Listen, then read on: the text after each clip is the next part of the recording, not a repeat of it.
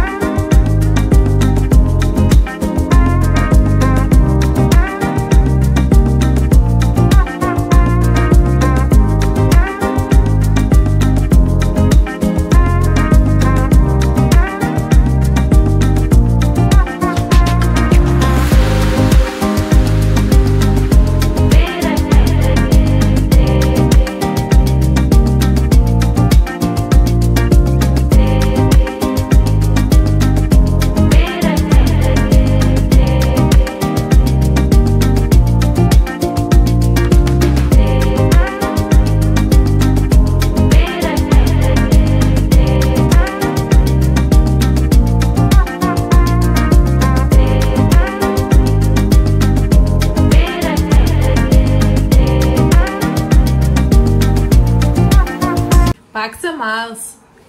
Ето тук ще се покажа. Значи, измих си картофките, обелих ги, много хубав сорт са, между другото, доста жълти. Една глава си обелих лук, обаче ми се стори, че ми е твърде мъничка за това количество, което ще правя.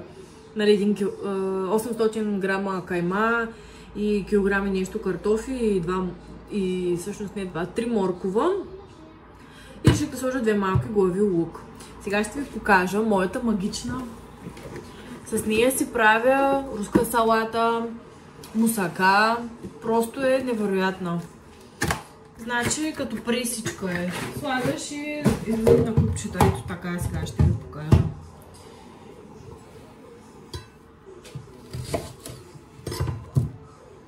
И ето това ще бъде движението.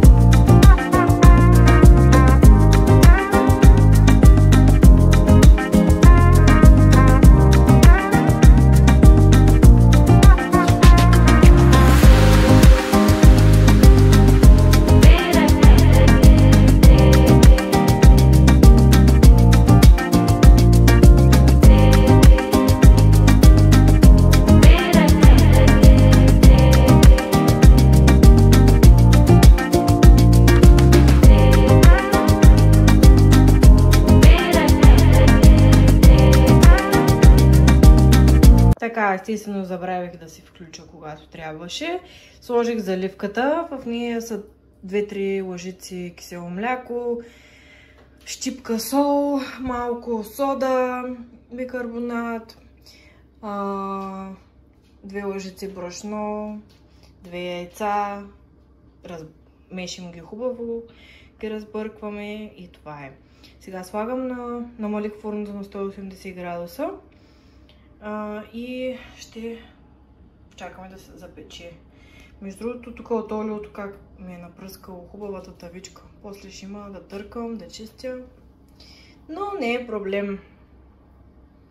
И така, хайде да пъхаме във фурната и ще чакаме да се изпече. Като се изпече, отново ще се включа да ви покажа колко бухнало и хубаво ще стане. Настоянчо заливката му е любимото от самата мусака. Включвам се с моята мусакичка. Стана супер!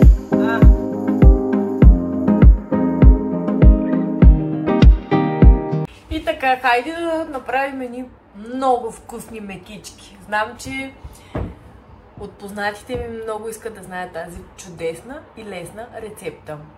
Така, приготвила съм си. Тук съм си приготвила 50 мл олио, 20 грама захар и 8 грама сол. Имаме една суха мая. Тук ще сложим 690. Ако искате, можете директно да си сложите 690 грама. Както вие си прецените. И ще използвам 500 мл. Ето тук смятам да си ги направя. Топла, хладка вода за маята. Така. Направила съм си кантарчето да измерва и сега ще сложим 600 грама брашно. –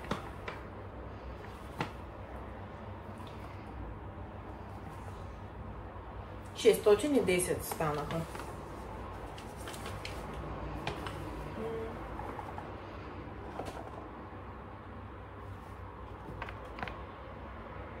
Айде 650 ще сложим. Така. Към брашното ще добавим солта. 8 грама сол. ще разбъркам отново с, да кажем, една виличко.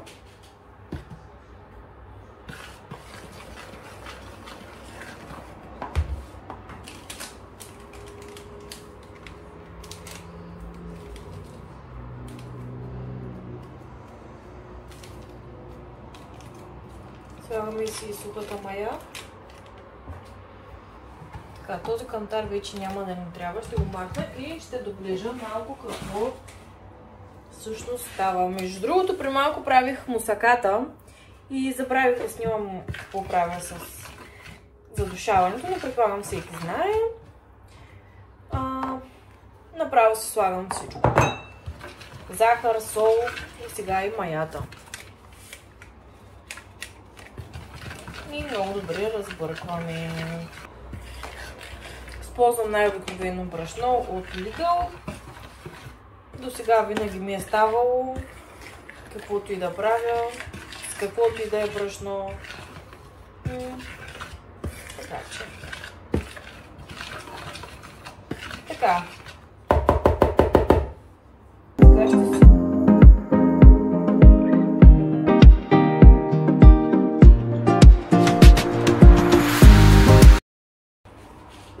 Леко хладка вода.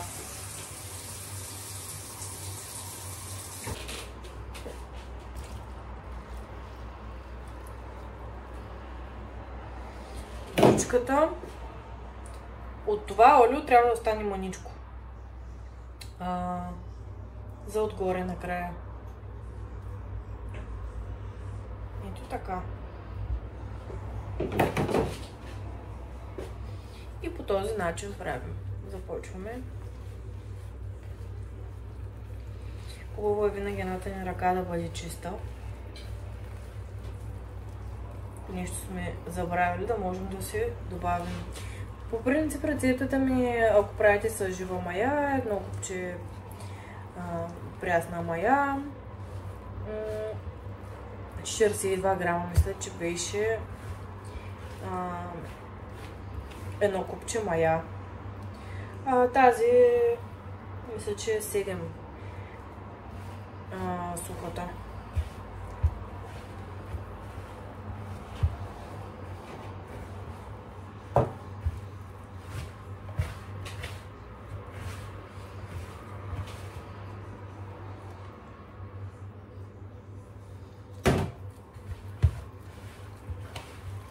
Правих една път, бях сложила само шито, не забравих да добавя онези 90, но пак ми станаха мекичките. И по този начин. То дори много меко. Общо взето това е, което трябва да стане.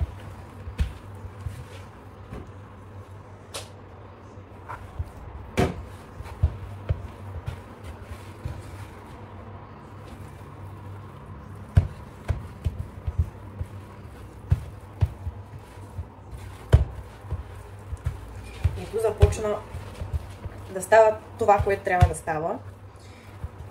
Тестото. Ето така трябва да е. Ще си го повъртя още мъничко. Слагам моно фолио и чакам да си втаса. Стават около 15 мекици.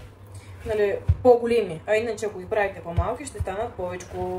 Предния път, когато ходихме на гости, станаха доста повече, защото ги правих по-малко, тъй като забравих да добавя тези 90 грама брашно. И се притеснявах да не станат вътре сурови, но всичко беше точно. Ще си взема спрейчето, малко да пръсна олио отгоре.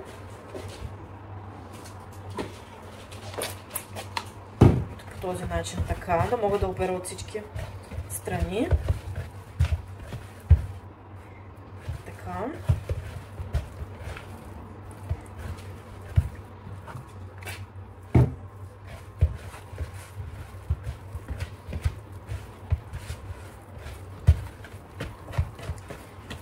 Ето го.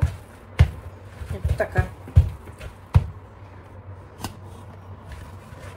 Леко ще обърна. Видите какво става. Мисля, че ще стане прекрасно.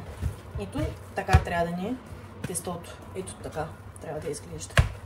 За мекици. За най-вкусните мекици. Поне мекиците ми винаги са ставали. Някои манджи не стават. Може да съм голяма кулинарка, обаче мекиците са топ. Просто който опита тази рецепта, няма да сбърка. Добре, слагам фолио и чакам, когато в таса ще ви. Здравейте, докато ми се пече мусаката с заливката. Ще покажа малко. Докато ми се пече в момента във фурната мусаката, сега ще ви покажа какво става с моето тесто за мекици. И също така, преди да започнете да бършите, си сложите отстрани малко олио, за да намазваме на ръцете. Така, часът на истината. Даже е тръгнало да ме търси. Много добре е втасало. Даже прекалено. Така. Даже май... Така. Включвам си. Предполагам, че съм приготвила дъбичка с кухненска хартия. Подбирам вината. Сега ще да попълзне. Ще почакаме.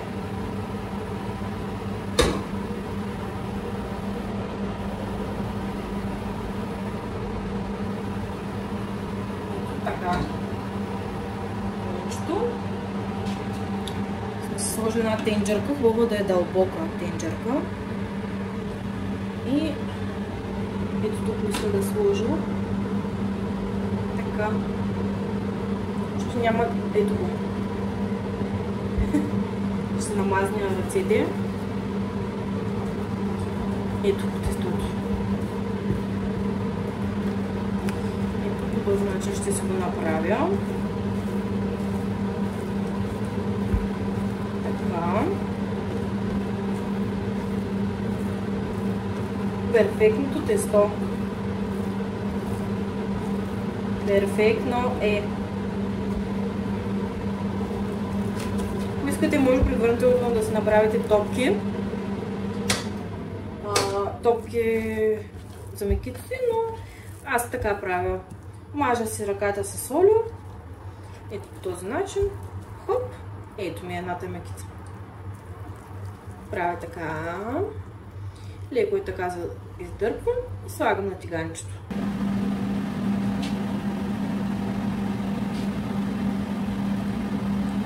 Обаче ще трябва да загрее. Хубаво да е много хубаво загрято, за да не стават мазни вътре.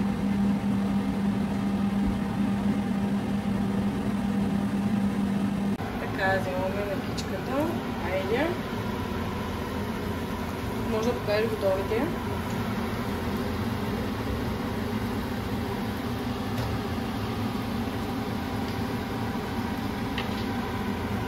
Колко часа мекици ще ядем? Сега вече 4 часа след обяд. Значи мекици се стават много готини. Като облак са.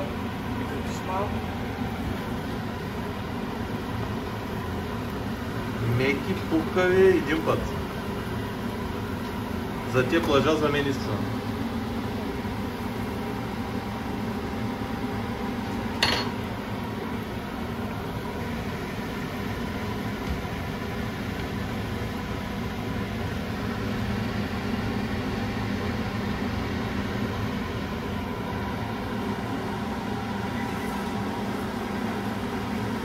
Да покажа и всички мекички, които направих. Ето ги. Изглеждат страхотно. Пухкави и докато са горещи, слагам в комшиите да ядем. Хайде!